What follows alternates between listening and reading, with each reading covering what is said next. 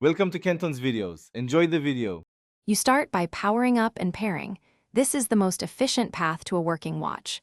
Make sure the watch has at least 50% battery so the first sync completes. Once Bluetooth is on, open the companion app and follow the on-screen pairing prompts. You choose language and grant permissions because the app needs access to notifications and location to deliver full features. If pairing stalls, move the devices within a few inches and retry.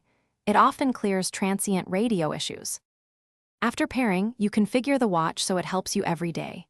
Begin by selecting a watch face and arranging widgets for quick access. This saves time when you're moving. Next, enable sensors, heart rate, SpO2, and steps, and set goals because tracking works only when thresholds and calibrations are correct. Calibrate GPS outdoors for accurate distance. Then install and prioritize apps you use, music, payments, and maps. Once done, sync settings and run a short test.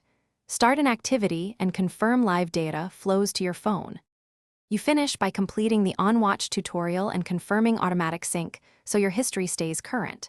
Make sure auto updates are enabled to get security fixes and new features. Set D&D schedules to avoid notifications at night. If something goes wrong, restart the watch and phone, then reopen the companion app and verify permissions.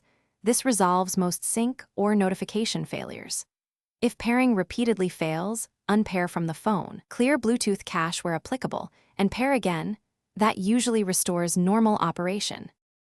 Thanks for watching. Consider subscribing if we helped you.